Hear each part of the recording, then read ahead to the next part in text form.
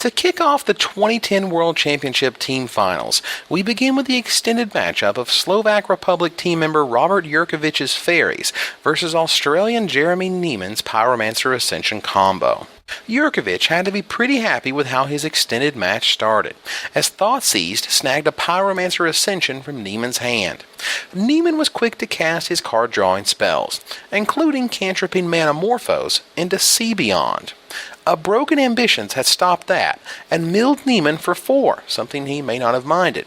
What he was probably slightly more troubled by, however, was the second Thoughtseize, which snagged a second Pyromancer Ascension. Neiman kept digging with Ponder. He was still on just 2 land, while Jurkovic had quickly risen to 4 mana available. Another Sea Beyond came from Neiman, and this time it resolved. Jurkovic had mana up, even with attacks coming across from his Mutavault. A Scion of Una met a Lightning Bolt from Neiman, and Mutavault a Burst Lightning. Neiman then tried for Pyromancer Ascension. Jurkovic had Mana Leak. Neiman did as well. Jurkovic had another, meaning that 3 of the 4 copies of Pyromancer Ascension in Neiman's deck were used up. Jurkovic was ready to go on the attack. He cast first a Vendilion Click to filter his own draws, and then a Bitter Blossom. When Neiman cast his 4th Pyromancer Ascension, it met a sigh from Jurkovic. Could he really lose from the position of strength he'd been in all game? Neiman passed. Jurkovic ran in with his team, and Neiman had nothing. He scooped up his cards, having run out of gas just a little too soon for the comeback. Robert Jurkovic is up 1 game to Jeremy Neiman's 0. We now go to the Legacy match, where Australian Adam Whitten, with his Merfolk deck, is battling Slovak Republic's Ivan Floch and his countertop Menace. Floch went first, and his deck followed the plan perfectly. Island, Sensei's Divining Top. Whitten had a more adventurous first turn. He started with a fetch land, which he turned into an Underground Sea. He then cast Aether Vial, but Floch stopped him.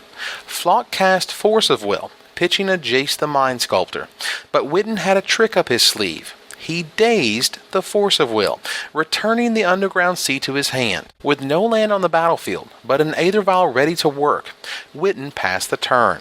Floch cast a Thopter Foundry, and Whitten incremented his Aether Vial in his upkeep. Then both players began to ride their 1-mana artifacts, as Floch used Sensei's Divining Top, and Whitten put a Curse Catcher onto the battlefield while incrementing the Aether Vial once again. Floch's antics with Sensei's Divining Top were filling his hand with counterspells and Force of Wills. Unfortunately for him, Whitten didn't need to cast his spells from this point on. He used Aether Vial for Lord of Atlantis, which Floch had to exile with Swords to Plowshares.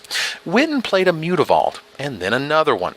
He used Aether Vial to add a Silvergill Adept to the party and was attacking for more and more each turn. Floch used Sensei's Divining Top, but all he found were ways to counter spells. Eventually, he had to sacrifice the top to Thopter Foundry just so he could have a chump blocker. When a Marrow Reejerey hit the table, Floch cast Enlightened Tutor, hoping to find an answer.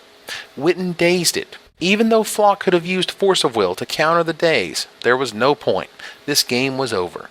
Adam Whitten wins 2 games to Ivan Floch's 0. Next we go to the standard match, also in its second game, between Australian Ian Wood and his Eldrazi green deck versus Slovak Republic's Patrik Surab and his black-blue control. We join the next match at its pivotal point. Patrik has survived the initial Eldrazi green onslaught with just 4 life, and Ian is forced to sacrifice his final creature to Eldrazi Monument. With that, Ian looks out of options. But Wood cast a Wolfbriar Elemental kicked 3 times. His opponent countered with Mana Leak, and for a moment it looked like Surab had wrested momentum in the game away from Ian. At the very least, he was doing a good job of stabilizing, but could he hold on to win? Jay shifted to Brainstorm duty and began putting Patrick's deck far ahead in the card count. The blue-black player began sending in a Creeping Tar Pit, using a second Mana Leak to counter a second Wolfbriar Elemental from his opponent. Feeling confident, Patrik began using his Planeswalker to Fate Seal his opponent. His creature land continued getting into the red zone and was joined soon later by a Seagate Oracle. With his Jace keeping his draw step locked down, Ian found himself under the oppressive heel of his opponent's tar pit, and in a few short turns of draw-go from the mono-green player, the Slovak Republic's Patrik Surab found himself the victor in the match. Patrik Surab wins 2 games to Ian Wood's 0.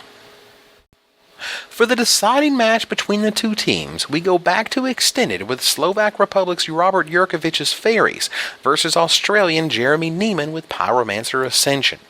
He let us see beyond resolve and took a little time to update his teammates on his position. The Slovaks seemed happy to wait for Team Australia to make a move. Bitter Blossom was slowly building them an army. They didn't need to do anything.